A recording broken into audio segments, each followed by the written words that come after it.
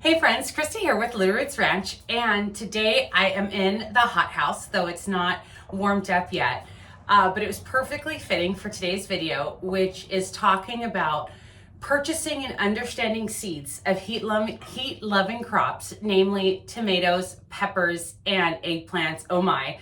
And kind of arming yourself with buying the seeds that will give you the best chance of a successful outcome. And the reason that matters is because we have our growing season is known for two things. And so number one, we actually have a really long growing season.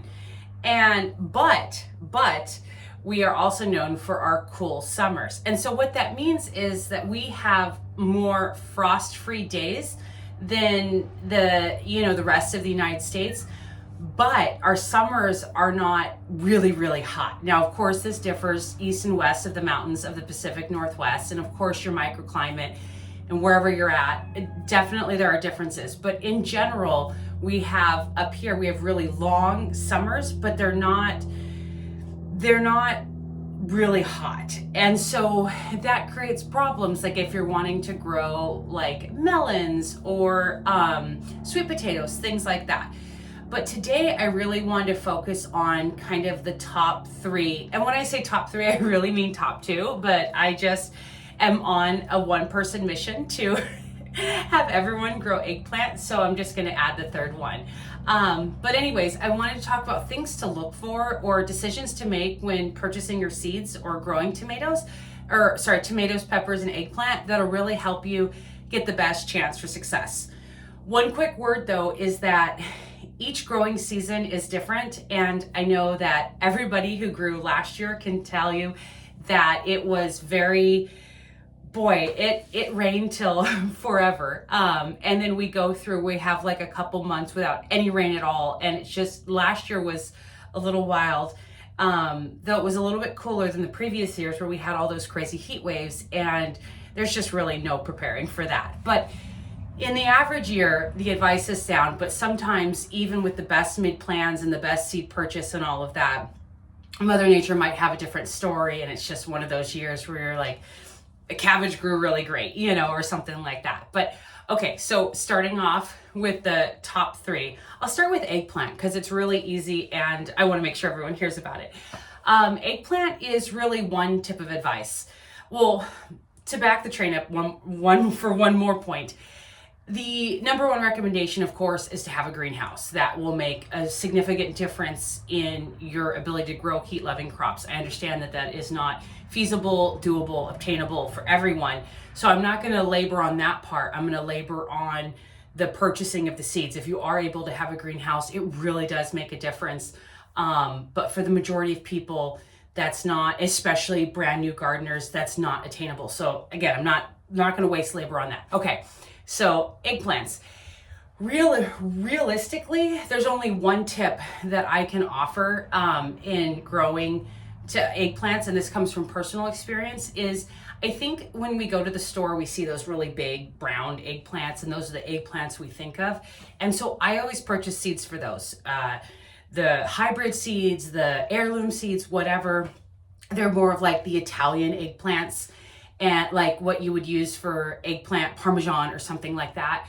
Well, the thing is that they require so much more size. So one year I tried, it was from, I'm gonna forget the name. Well, it was from Johnny's, but I've tried other ones, but it's the Asian eggplant, or Japanese, I think specifically, but don't quote me on that. But what it is it still has the amazing eggplant flavor, but it's a long, skinnier one, kind of like the shape of a banana with a slight bend. And it is just as good. And if you are going to have an eggplant crop that is admittedly the hardest of all three of the heat-loving crops, that is your absolute best chance. So if you are yearning for growing eggplants in your garden, I highly recommend the long, skinny ones, the Japanese ones. Those will honestly, that's where I started having the most success. And it's really been a game changer. Also, I noticed the plants put up more, and it's just really beneficial. So that's all I have for eggplant. Now moving on to tomatoes. Now tomatoes I have a lot for. Um, I mention it pretty often just because I think when new gardeners go out and get tomato seeds, they always want the big, juiciest beefsteak ones. It sounds so exciting to think about, like a couple pound tomato and slicing up and all that. And I agree, it's absolutely amazing. But the thing is that in our area, it's really difficult to successfully grow them of that size, for the typical gardener on the typical year. And so my recommendation is always, always, always, if you are a brand new gardener, no matter what, unless you hate them, of course, grow cherry tomatoes.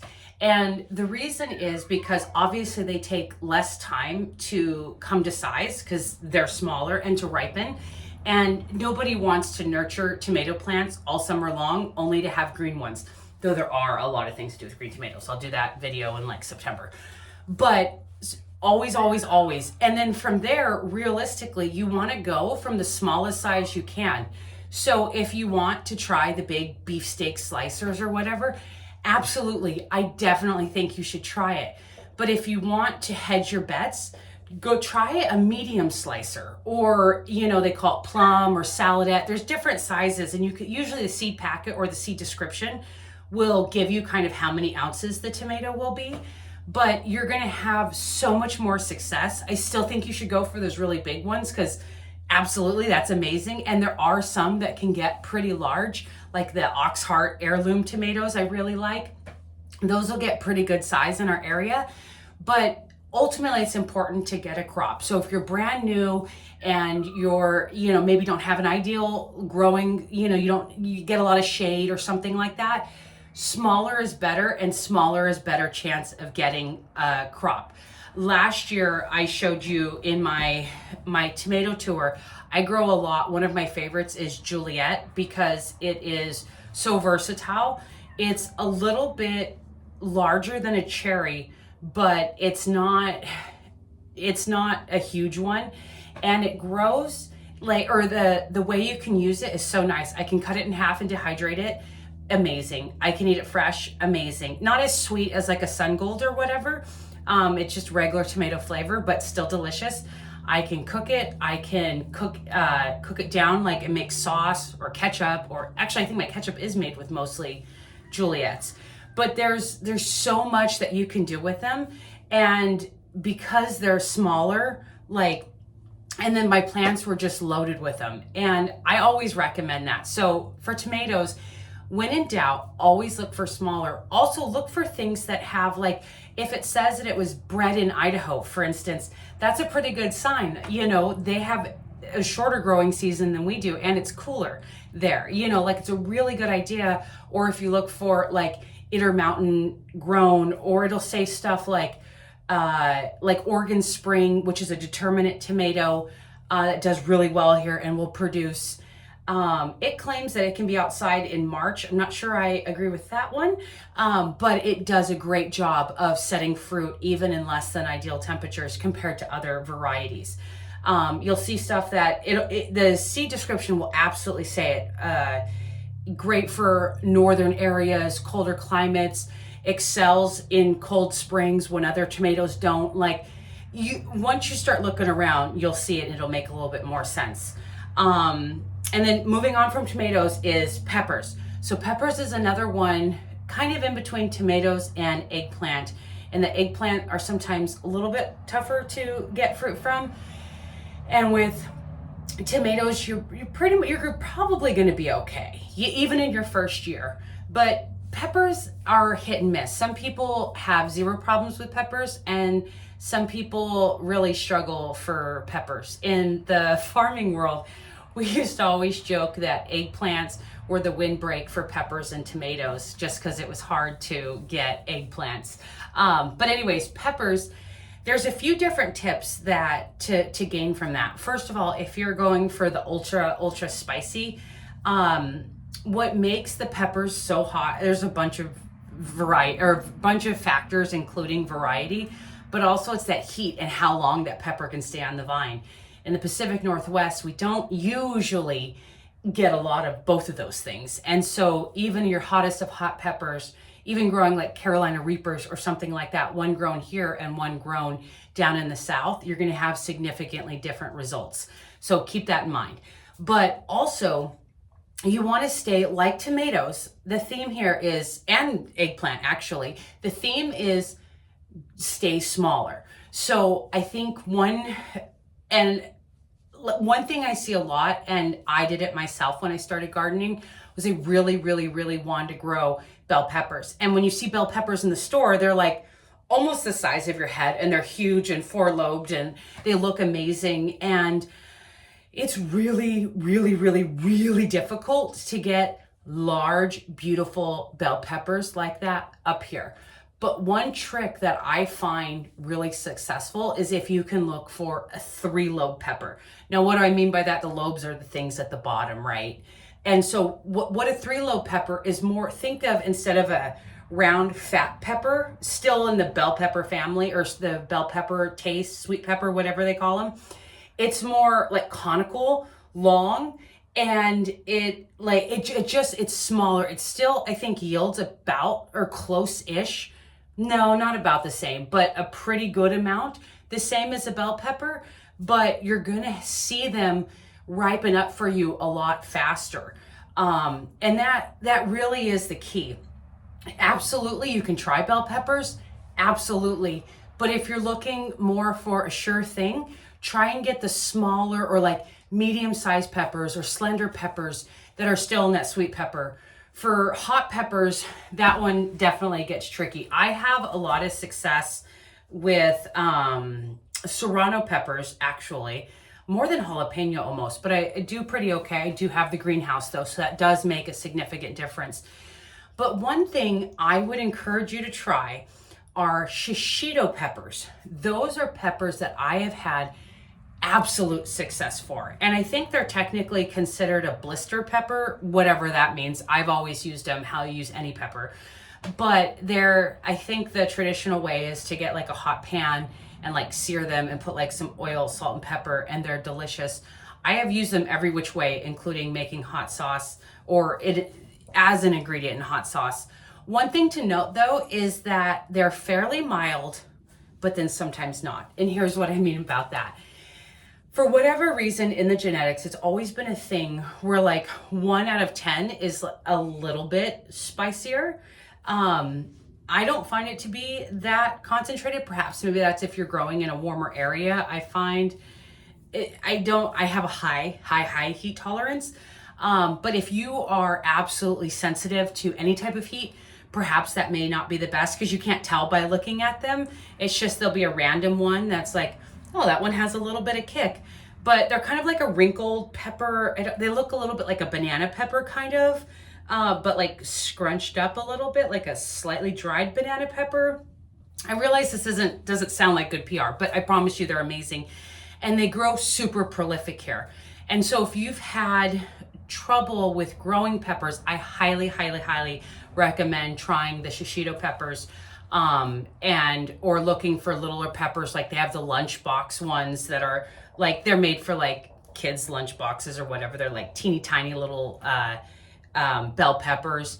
And I like those, but if I were to only grow, and this is what I grow, one like sweet pepper or whatever, it would be like the 3-lobed, more long conical one, or even like just something that looks a lot like slightly larger than a jalapeno pepper, but it's not exactly, but it's not a hot one. I know from Johnny's, there was Carmen, I think it was called, Johnny's seeds. It was Carmen that I've always grown. But this year I'm actually going to be trying some new peppers and tomatoes from Uprising Seeds because they're up in Bellingham. And so obviously I'll take you guys along through that journey. And I got a bunch of other seeds from them as well. But they didn't have the tomatoes and peppers I wanted, so I need to order those, and I'll do a seed unboxing or whatever. But anyway, so I just wanted to kind of give those tips because it's so frustrating for new gardeners or even seasoned gardeners to have these big dreams of getting, wanting to grow a full garden, but just our area doesn't support that. I'll give you a couple additional tips. So like for melons, for instance, Melons are really, really, really, really hard to grow. It's not impossible, but it's really difficult.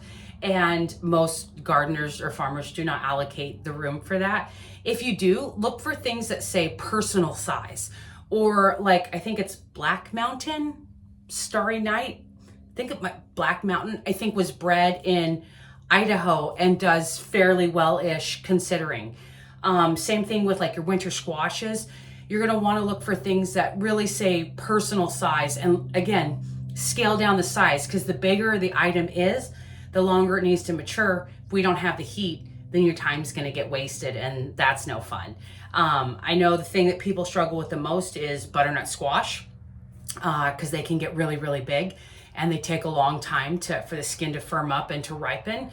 And so trying to get the smallest ones that they make, the personal ones, or I think it's called like mini bun or single bun, something like that. But even I know a lot of people who struggle with that, and myself included. I'm trying a new variety this year. It's also from Uprising Seeds. But delicata for winter squash seems to be the easiest, like it's like the gateway winter squash.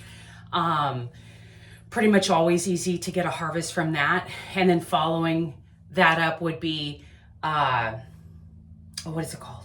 Oh, spaghetti squash. And so I always recommend those. But anyways, like I said, it can be slightly challenging in trying to get things that take a long time. Oh, and pumpkins, grow smaller pumpkins.